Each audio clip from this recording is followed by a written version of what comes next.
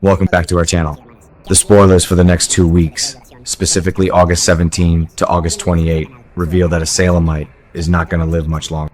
And honestly, it is heartbreaking. We are talking about Lexie Carver. Again, the writers are really putting us through the ringer with this storyline. We all watched her die back in 2012 from a brain tumor. It was a classic tear-jerking soap death. It broke Abe. It broke Theo. And then E.J. DiMera comes along with his massive god complex.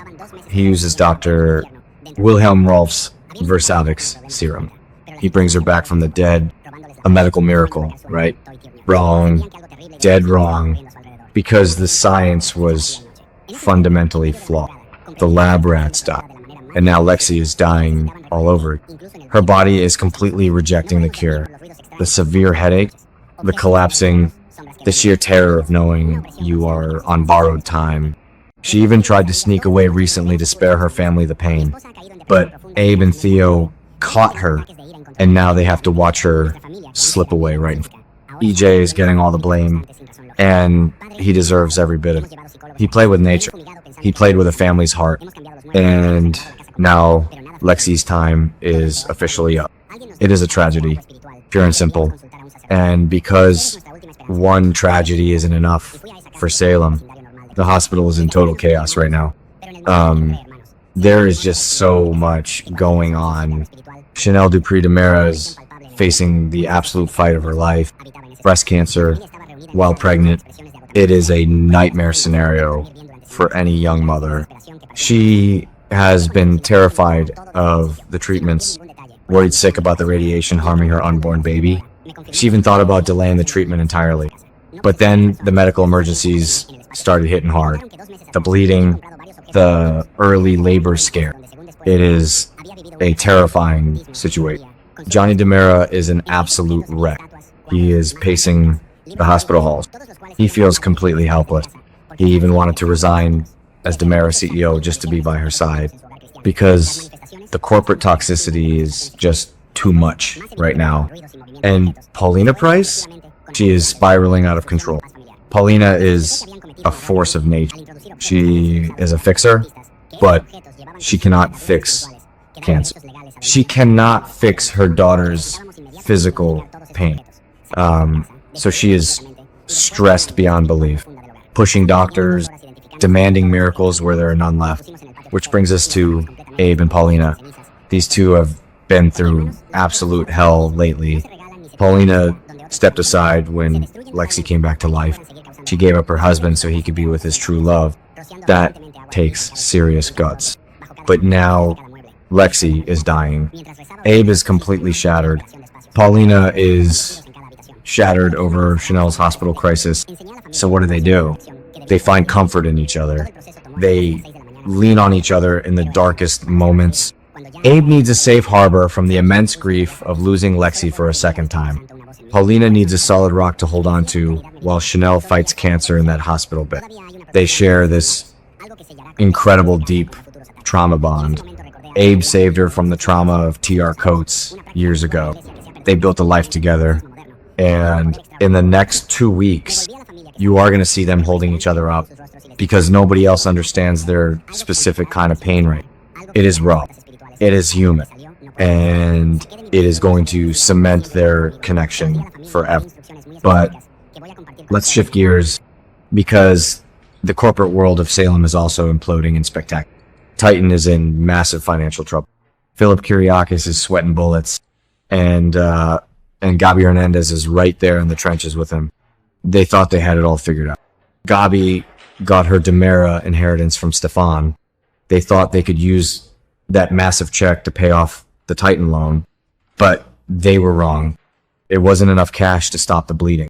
A mysterious entity called A.R.O. Wealth bought their loan. The walls are closing in fast. The Kiriakis mansion is literally on the line.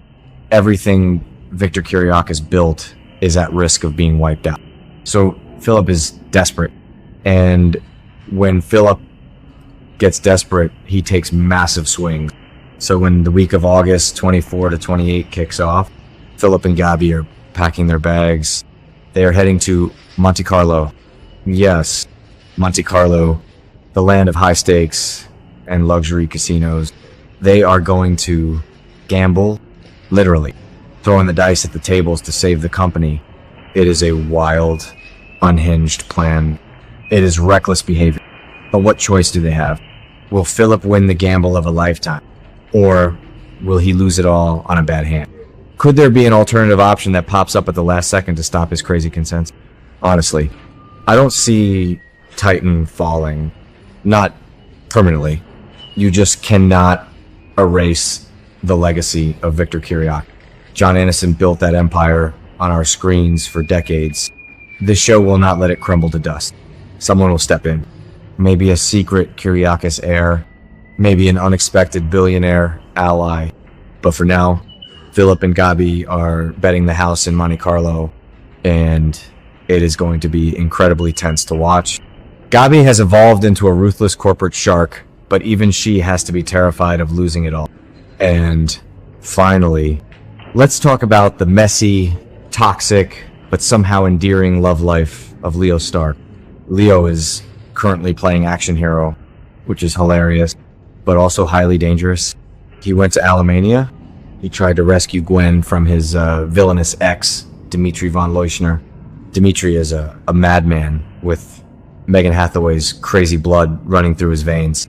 He took Leo hostage too.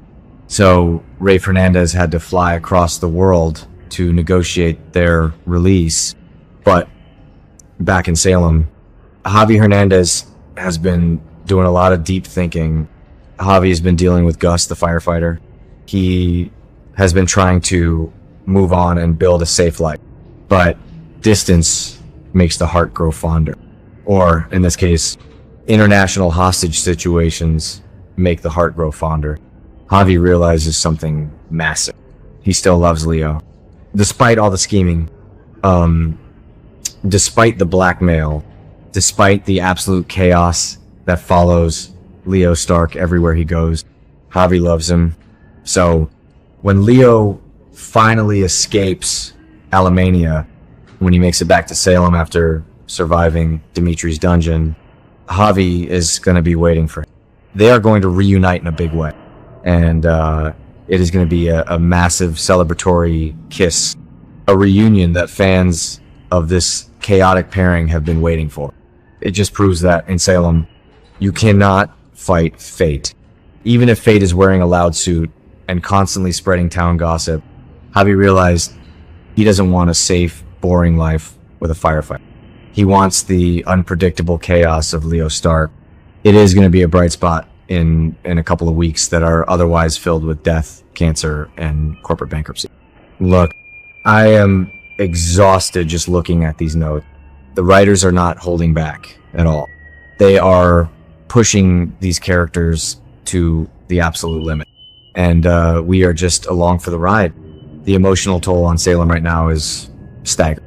From EJ's catastrophic failure with Lexie's resurrection to Philip's desperate casino run in Monte Carlo, the landscape of the show is shifting rapidly.